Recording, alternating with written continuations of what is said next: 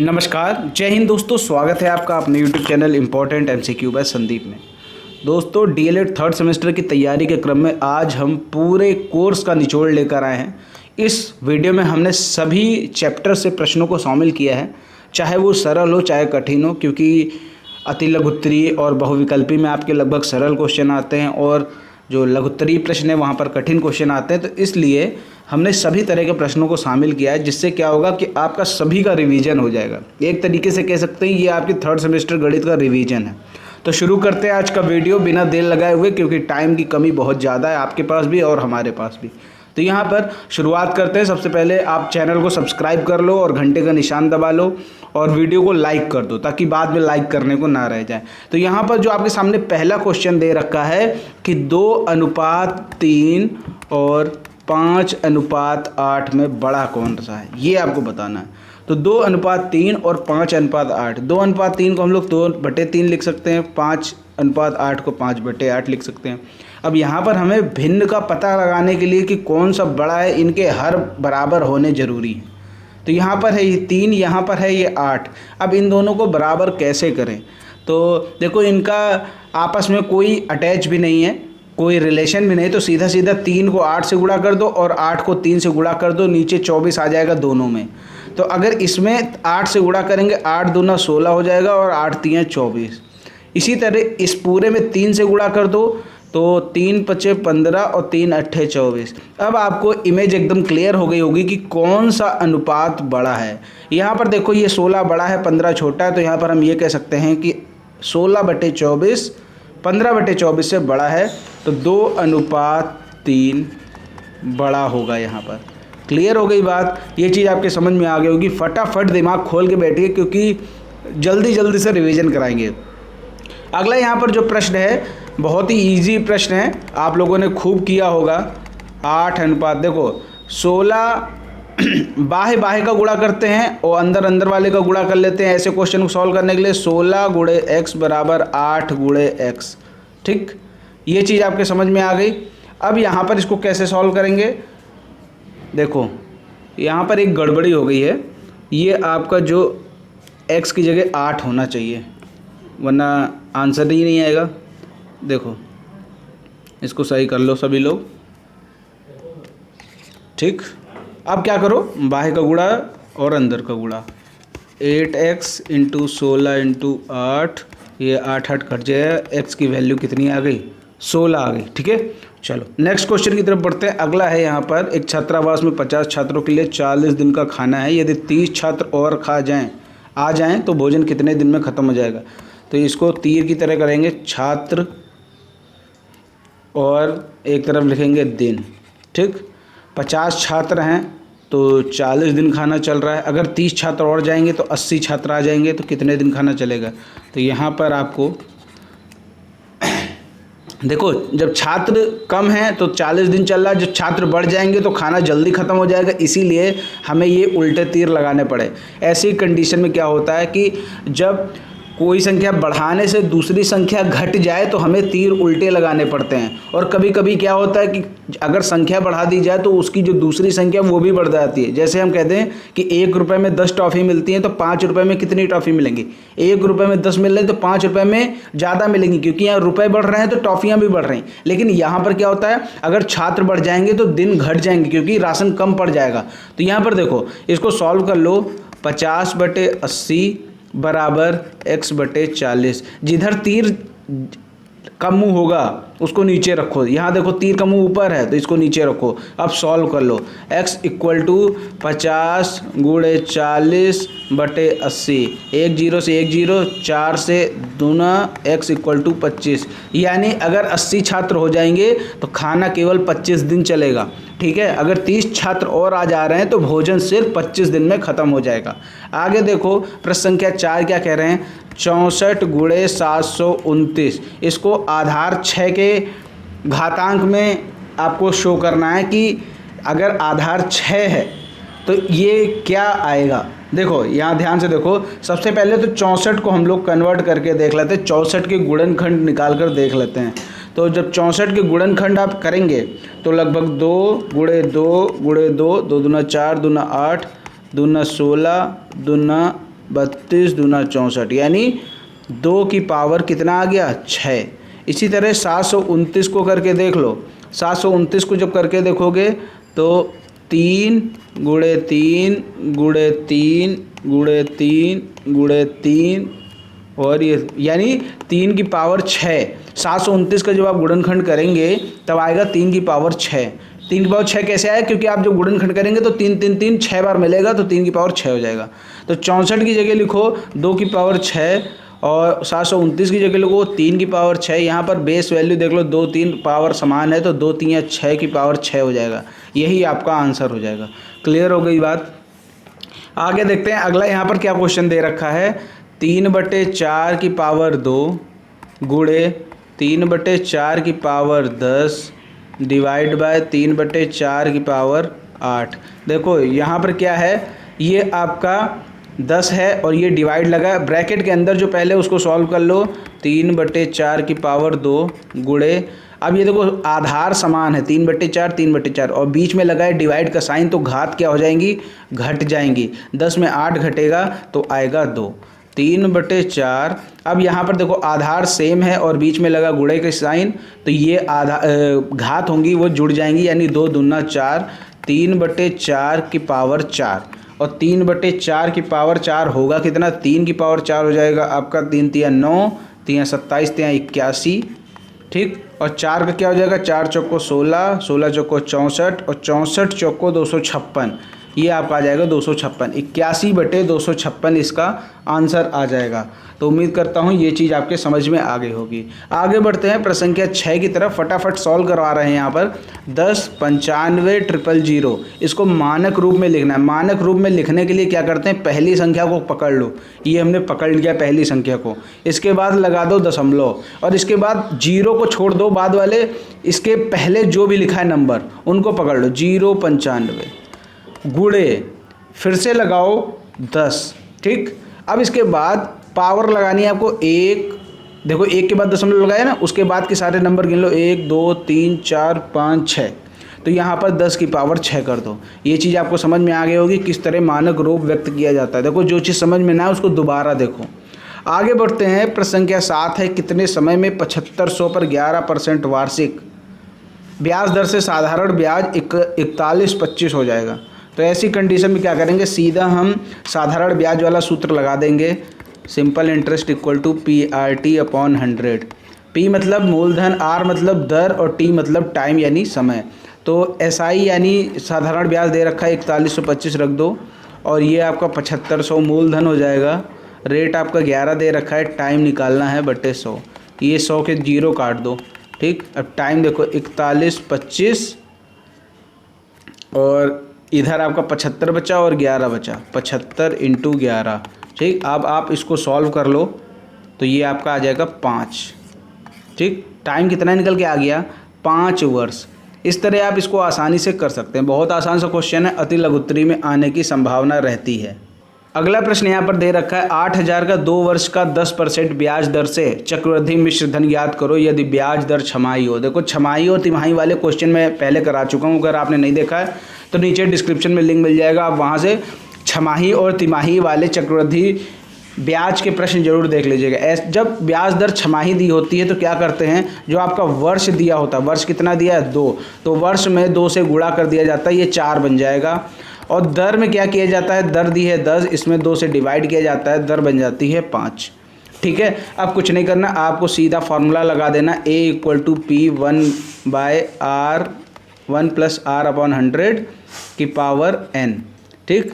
P आपका कितना दे रखा है प्रश्न में 8000, 1 + R आपका कितना आ जाएगा 5, 5/100, n आपका कितना हो जाएगा 4, ठीक। जब इसको काटेंगे तो 1/20 आ जाएगा, 5/100 को काटेंगे 1/20 आ जाएगा और 1 जोड़ना है तो ये हो जाएगा आपका 21/20। 8000 गुणे, अब पावर 4 में है, देखो बीच बीच के स्टेप हम स्किप कर रहे हैं क्योंकि आपको इतना तो आता है। ये आएगा 21/20 आ जाएगा और पावर 4 है तो 21/20, 21/20, 21/20 और 21/20, 4 बार हमने 21/20 का गुणा कर दिया तो 20 20 400, 400 गुणे 20 हो जाएगा 8000, ये पूरा 8000 कट गया। अब बचा आपके पास क्या, 21 और 21 का गुणा करोगे 441 आएगा, 21 का गुणा करोगे 441 आएगा बटे 20। ठीक, अब आप इसको अगर सॉल्व कर लेंगे तो आपका जो आंसर आ जाएगा 9724 रुपये 5 पैसे। ये आपका आंसर आ गया, ये मिश्र धन निकल के आ गया। अगर ये कह देता कि इसका ब्याज भी निकालो, तो ब्याज क्या करते हैं, मिश्र धन में आपका मूलधन माइनस कर देते हैं, ब्याज निकल आता। ब्याज कितना जाएगा, 9724.05 में 8000 घटा दो, 1724.05 आ जाता आपका ब्याज। तो ये चीज़ आपकी समझ में आ गई होगी। अब यहाँ पर आगे बढ़ते हैं, अगला यहाँ पर जो प्रश्न है उसको देख लो। अगला यहाँ पर जो लॉग से रिलेटेड क्वेश्चन है, लॉग से रिलेटेड है। तो 9 का पहला देखो लिखा हुआ है लॉग 6 और बराबर 36 इक्वल टू 2। इसको क्या कह रहे हैं, इसको घात के रूप में व्यक्त करो। तो घात के रूप में ये जो आधार होता है इसको लिख लेते हैं यहाँ, ये जो बराबर के उस तरफ होता है उसको पावर में लगा देते हैं, और ये जो संख्या होती है इसको बराबर के दूसरी साइड हो जाता है। ये आपका आंसर आ गया। ठीक, अब देखो दूसरा क्वेश्चन यहाँ पर क्या कह रहे हैं, इसको कह रहे हैं लघु गणक में व्यक्त करो 6 की पावर 4 बराबर 1296। वही चीज़ यहाँ पर हो गई, जो आपका घात होता है वो बराबर के उस तरफ चला जाता है, जो ये नंबर होता है वो बेस वैल्यू बन जाती है, नीचे आ जाती, और ये 1296 मेन नंबर बन जाता है। ये बन गया आपका लघु गणक के रूप में व्यक्त करना। क्लियर हो गई बात, कोई डाउट हो तो बताते रहिएगा नीचे। अगला क्वेश्चन यहाँ पर देखो, प्रश्न संख्या 10 क्या कह रहे हैं, ए बराबर 8। अब देखो प्रश्न को लिखने में समय नहीं वेस्ट करते हैं। देखो यहाँ पर लिखा हुआ है ए बराबर 8 12 15 6 और बी लिखा है 8 15 17 20। ए यूनियन बी की बात कर रहे हैं। ए यूनियन बी की जब बात करेंगे तो हमें सारे नंबर लेने होंगे, बस कोई नंबर रिपीट नहीं होना चाहिए। तो यहाँ पर ले हुए 8 12 15 6 और 17 और 20। ठीक, इसको आप सही कर लेना। ये 6 जो छोटा है इसको स्टार्टिंग में लिख सकते हैं। ठीक है, एक आरोही क्रम में लिखते तो अच्छा लगता है। अब यहाँ पर देखो ए इंटरसेक्शन बी की जब बात करेंगे तो ए इंटरसेक्शन बी की बात करेंगे तो इन दोनों में जो कॉमन होगा सिर्फ उसको लेंगे। जैसे यहाँ पर 8 और 15, बस यही दोनों कॉमन है तो हम बस इन्हीं दोनों को लेंगे और किसी को नहीं लेंगे। एक चीज़ और समझ लो, जो समुच्चय होते हैं वो मेन 4 प्रकार के होते हैं। कौन कौन से होते हैं वो भी याद कर लो। सीमित समुच्चय होते हैं, जैसे मान के चलो किसी में नंबर दे दिए 1 2 3 4, यानी इसमें सीमित हो गया, अब इससे ज़्यादा नंबर नहीं होंगे। और दूसरा क्या होता है, असीमित समुच्चय। असीमित समुच्चय में क्या होता है, जैसे मान लो कोई नंबर दे रखे हैं 1 2 3 4 और डॉट डॉट डॉट लगाकर बंद कर दिया जाए, तो यानी इसका मतलब ये कि इसमें अभी कोई लिमिट नहीं, ये बढ़ता चला जाएगा, तो ये क्या हो जाएगा, असीमित समुच्चय। एक होता है एकल समुच्चय, ये इसलिए बता रहा हूँ सीधा सीधा एक नंबर में परिभाषा आ सकती है। एकल समुच्चय के अंदर क्या होता है, एकल समुच्चय केवल एक नंबर होगा, एक नंबर हो या एक लेटर हो, कुछ भी होगा, केवल एक होगा। या तो कह देंगे कि ए का जो समुच्चय है उसके अंदर लिखना है कि वर्तमान भारत के प्रधानमंत्री, भारत के वर्तमान प्रधानमंत्री, तो उस भारत के वर्तमान प्रधानमंत्री तो केवल एक ही होगा ना, तो वो किस में आएगा, वो एकल समुच्चय में आएगा। ठीक है, ऐसी चीज़ें या ऐसे नंबर जो केवल एक हो वो आपका एकल समुच्चय के अंदर आएगा। चौथा मेन होता है रिक्त समुच्चय। रिक्त समुच्चय क्या होगा, रिक्त समुच्चय के अंदर कुछ भी नहीं होगा, या तो खाली ब्रैकेट बना लो या तो आप गोला बनाकर लाइन खींच दो, जिसे हम लोग फाई भी कहते हैं। तो या तो ये लिख दो या तो ये लिख दो, अगर इन दोनों में ये खाली दिख जाए या फाई दिख जाए तो वो क्या होगा, और रिक्त समुच्चय होगा। इसी तरह 11वां क्वेश्चन देखो, लिखा हुआ है ए जो है वो x:9 is greater than x, और रुको लिख के मैं बता दूं, 9 इज ग्रेटर देन x और 5 से छोटा और बराबर है। 5 से छोटा और बराबर मतलब 5 भी आएगा, 5 6 7 8 और 9 से छोटा है तो 9 को नहीं लेंगे। बी में देखो क्या कह रहा है कि x जो है वो 6 से छोटा है, 1 2 3 4 5 5, बस 6 के बराबर तो है नहीं, तो 6 को नहीं लेंगे। ठीक, अब ऐसी कंडीशन में बोल रहे हैं ए यूनियन बी निकालो। ए यूनियन बी निकालेंगे तो 1 2 3 4 5 6 7 8 पूरा आएगा, 1 2 3 4 5 6 7 8। आप कहते हैं कि अगर ए इंटरसेक्शन बी निकालो, ए इंटरसेक्शन बी में वो आता है जो दोनों में कॉमन होता है, दोनों में कॉमन क्या है, 5। ये लो, ये ए इंटरसेक्शन बी निकल के आ गया। क्लियर हो गई बात। अब आगे देखो प्रश्न संख्या 12 क्या कह रहा है कि a बराबर 5 6 7 8 है। ठीक, अब इसके आपको उप समुच्चय की संख्या लिखनी है कि इसके उप समुच्चय कितने होंगे। देखो सबसे पहले तो आपको ये पता होना चाहिए इसके अंदर क्या दिया है, 5 6 7 8। अब ये पूछ रहे हैं इसके उप समुच्चय की संख्या। उप समुच्चय की संख्या क्या होती है, 2 की पावर m। m क्या होता है, m का मतलब है कि कितने इसके अंदर पद हैं, 1 2 3 4 पद या अव्यय कुछ भी कह लो, 1 2 3 4, तो 2 की पावर 4 और 2 की पावर 4 होती कितनी है, 16। ठीक है, तो इसके उप समुच्चय कितने बनेंगे जाके, 16 बनेंगे जाके। ठीक है, अगर ये चीज़ नहीं समझ में आई तो दोबारा समझ लो कि देखो इसका जो उप समुच्चय की संख्या ज्ञात करने की जो फॉर्मूला होता है 2 की पावर m, 2 लिखा और इसके अंदर कितने अव्यय हैं, 1 2 3 4, तो पावर m की जगह 4 लिख दिया, 2 की पावर 4 आपका हो गया 16। तो इस तरह आपने देखा 12वां क्वेश्चन भी कंप्लीट हो गया। अगला यहाँ पर जो क्वेश्चन है देखो 13वां, a² प्लस 8/3 a प्लस 16/9। तो यहाँ पर आप देखो ये a² है, यहाँ पर भी देखो तो ये भी स्क्वायर ही है, ये 4 का स्क्वायर, ये 3 का स्क्वायर। चलो सॉल्व करते हैं। a² प्लस 4/3 का स्क्वायर, और ये हो सकता है 2a भी लिखा हो। ठीक है, करके देख लेते हैं। 2 ये रहा a और ये है b, देख लो 4 दूना 8a/3, ये देखो 8a/3 वही आ गया, यानी a प्लस 4/3 की पावर 2। अगर इसको एक्सपेंड भी कर दें तो a प्लस 4/3, a प्लस 4/3, ये आपका आंसर आ जाएगा इसका। ठीक है, चलो नेक्स्ट क्वेश्चन की तरफ बढ़ते हैं। ये भी आसान सा क्वेश्चन है। प्रश्न संख्या 14 आपके सामने है कि 44x की power 4 minus 5x cube minus 24x² बटे 44x प्लस 3। तो सबसे पहले तो 44 को तो ऐसे ही उड़ा दो आप, इसमें तो कोई डाउट ही नहीं है। ठीक, ये उड़ा दिया और फिर उसके बाद आपको क्या करना होगा, इसको आप सॉल्व कर लो। कैसे सॉल्व करेंगे ये देख लो। सबसे पहले तो यहाँ पर x कॉमन ले लो, x² कॉमन हो जाएगा, तो x² कॉमन ले लो, तो यहाँ बचेगा x², यहाँ बचेगा माइनस 5x, यहाँ बचेगा 24 बटे x प्लस 3। ठीक, तो एक x ये कटेगा और एक इसका जो स्क्वायर है वो कट जाएगा, यहाँ पर बचेगा x केवल।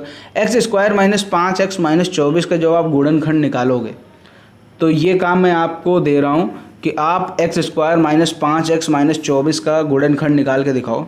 तो ये आपका आ जाएगा x माइनस 8x प्लस 3, ये आ जाएगा। ठीक, ये x तो वो वाला है जो यहाँ पर बचा था, ये x कट चुका है, ये काट ही देते इसको, ये लो काट दिया ताकि आपको और क्लियर। नीचे बचा x प्लस 3, अब यहाँ पर x प्लस 3 कट जाएगा, आपका आंसर कितना आ जाएगा, x माइनस 8।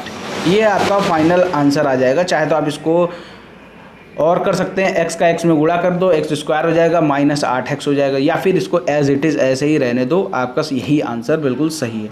आगे देखो प्रश्न संख्या 15 है कि 2 3 और x इनका जो समांतर माध्य है वो है 3।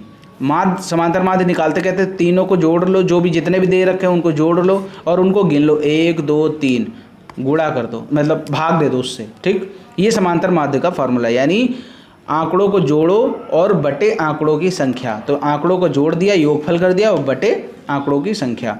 अब ये 3 बराबर के उस तरफ चला जाएगा, 5 प्लस x बराबर 9, x इक्वल टू 9 माइनस 5 बराबर 4। x की वैल्यू कितनी आ गई, 4 निकल के आ गई। 15वें क्वेश्चन में आपका x का मान कितना आ गया, 4 आ गया। तो ये चीज़ आप अच्छे से समझते रहो, कोई भी डाउट आपके मन में नहीं होना चाहिए।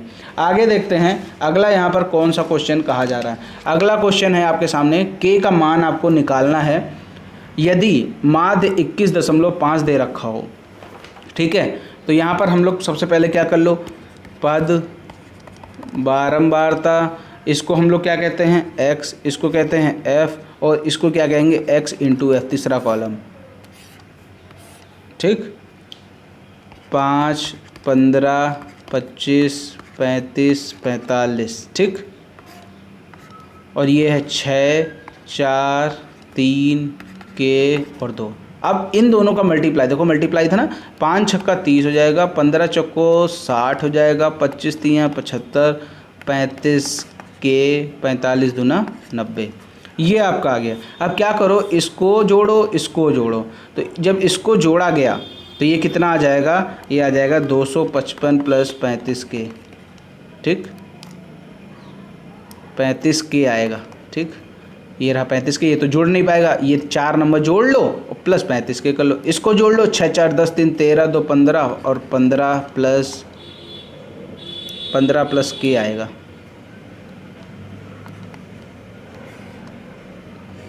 ये आपके सामने आ गए। अब हमें इन्हीं दोनों का यूज करना है, जो समांतर माध्य का फॉर्मूला ही यही होता है कि sigma F X upon sigma F, इन दोनों को जोड़ दो आपस में और आपका आंसर आ जाएगा। इन दोनों को ये जो है ये जोड़ चुके हैं, ये भी जोड़ चुके हैं, इनका जो फॉर्मूला होता है समांतर माध्य बराबर sigma F X upon sigma F. देखो ये याद कर लो, 255 प्लस 35 के और 15 प्लस के, ये है एफ का टोटल। तो यहाँ पर इसका माध्य का फार्मूला लगाओ, समांतर माध्य बराबर sigma F X upon sigma F. Sigma F x कितना आया था, 255 प्लस 35 के, ठीक, और सिग्मा एफ आया था 15 प्लस के, और माध्य आपका दे रखा है 21.5। अब इसका तिर्यक गुणा कर लो, 15 प्लस के बराबर 255 प्लस 35 के, ठीक, इनको सॉल्व कर लो। जब इसको सॉल्व कर लोगे तो यहाँ पर आपकी सही बता रहा हूँ के की वैल्यू जो आ जाएगी 67.5/13.5 और के की वैल्यू आ जाएगी 5। ये आपको पूरा अपने आप से सॉल्व करना है, ये मैं आपको सॉल्व करना नहीं सिखा रहा हूँ क्योंकि यहाँ पर समय की कमी है। के की वैल्यू जो आ जाएगी वो आ जाएगी 5। इस तरह आपने देखा यहाँ पर माध्य के क्वेश्चन में के की वैल्यू निकालना आ गया, वो भी आपने आसानी से कर लिया, ठीक है। चलो अब नेक्स्ट क्वेश्चन की तरफ आगे बढ़ते हैं। अगला क्वेश्चन यहाँ पर बोल रहे हैं कि दो घनाकार वस्तुएं हैं जिनकी कोर क्रमशः 2 सेंटीमीटर और 4 सेंटीमीटर है। कोर का मतलब भुजा ही होता है और आयतन का अनुपात ज्ञात करना है इनके। तो मान लो पहले घन का आयतन अनुपात आयतन, ठीक, ये पहले घन का हो गया, ये दूसरे घन का हो गया। पहले घन का आयतन, देखो आयतन का फॉर्मूला क्या होता है घन के, ए क्यूब। मान के चलो कि पहले घन का आयतन एक कितना था, 2 क्यूब अनुपात, और जो दूसरा था उसका 4 था, तो 2 का क्यूब करोगे 8 आएगा, 4 का क्यूब करोगे 64 आएगा। तो इसका अनुपात कितना निकल के आ गया, 1:8। समझ गए बात को, क्योंकि ये कटेगा 8 कमा 8 8 64, तो 1:8 इसका आंसर आ गया। आगे बढ़ते हैं। अगला क्वेश्चन यहाँ पर है 8 × 6 × 3 का घनाभ का संपूर्ण पृष्ठ निकालो। तो घनाभ का संपूर्ण पृष्ठ का फॉर्मूला आपको पता होना चाहिए। उसका फॉर्मूला क्या होता है, इसका फॉर्मूला होता है 2 ब्रैकेट के अंदर LB + BH + HL, ठीक। तो LB यानी 8 × 6 प्लस BH 6 × 3 प्लस और HL 3 × 8, ब्रैकेट बंद करो, ठीक। अब 2 8 48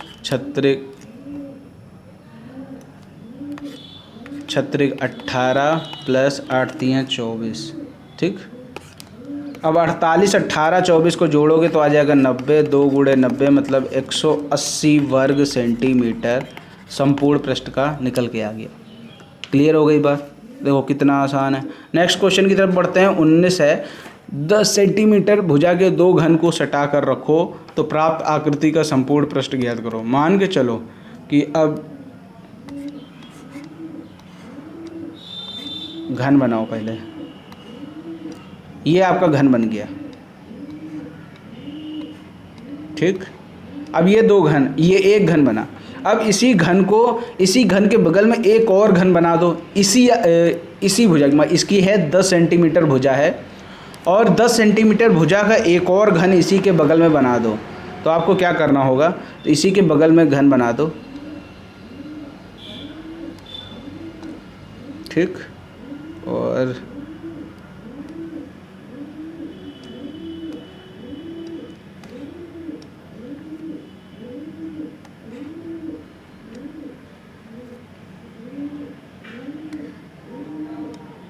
ये एक और घन बन गया इसी के बगल में, ठीक। एक घन है 10 सेंटीमीटर का, दूसरा भी 10 सेंटीमीटर का बना दिया गया। तो यहाँ पर इन दोनों को मिलाने से देखो एक तरीके से घनाभ की आकृति हमें प्राप्त हो गई। कैसी आकृति प्राप्त हुई? घनाभ की आकृति प्राप्त होगी। तो आप देखोगे कि इसकी जो ऊंचाई है वो तो 10 ही दिख रही है, ठीक।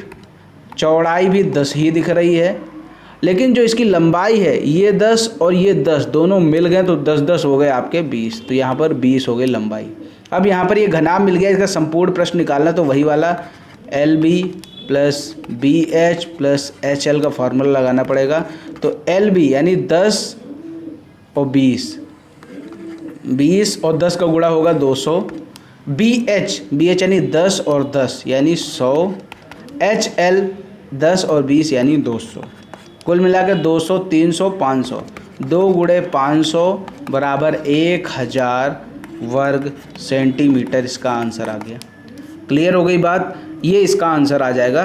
दो समान माप के घनों को जब सटा कर रखा गया तो हमें आकृति मिल गई घनाभ की, और इनकी हाइट और चौड़ाई पर कोई फ़र्क नहीं पड़ेगा, लेकिन जो लेंथ होगी वो 10 और 10 मिलकर 20 हो जाएगी, ठीक। तो लंबाई को 20 कर देंगे और बाकी चीज़ों को 10-10 रखेंगे, ठीक है।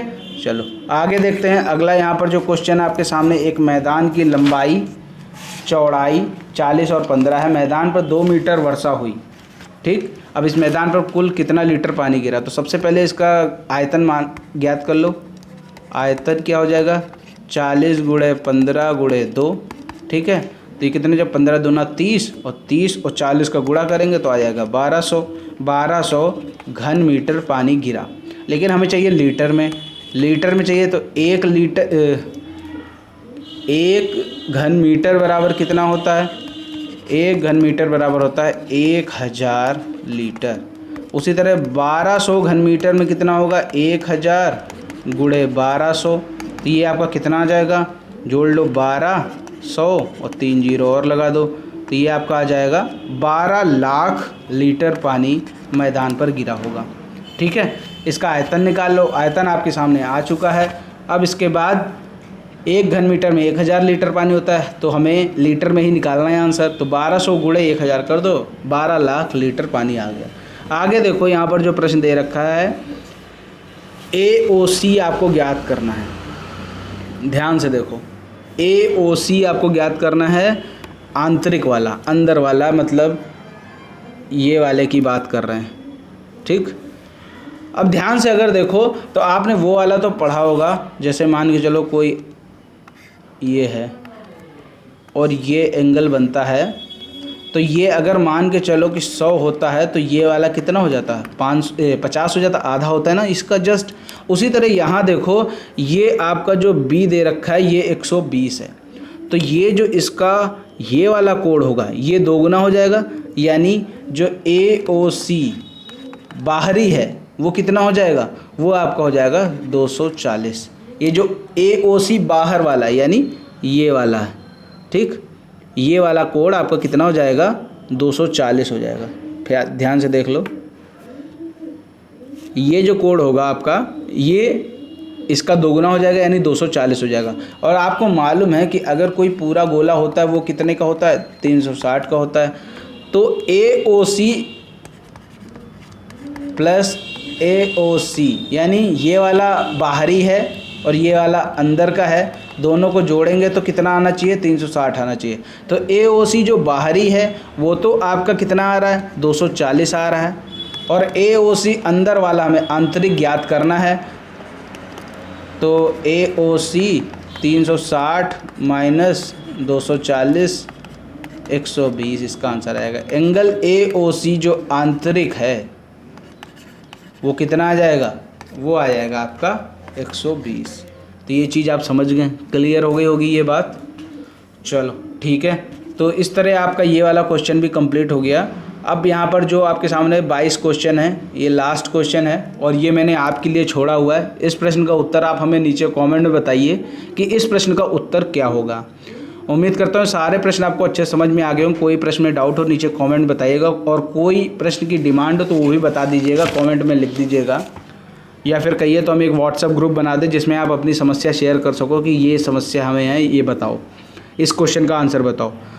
तो वीडियो पसंद आया हो तो वीडियो को लाइक करें, शेयर करें, चैनल को सब्सक्राइब करना हो तो चैनल को सब्सक्राइब जरूर करें और घंटे का निशान जरूर दबाएं। और नीचे कमेंट में ये जरूर बता दीजिएगा कि क्या आपको एक व्हाट्सएप ग्रुप की ज़रूरत है। मिलते हैं अगले दोस्त वीडियो में, तब तक के लिए जय हिंद, जय भारत।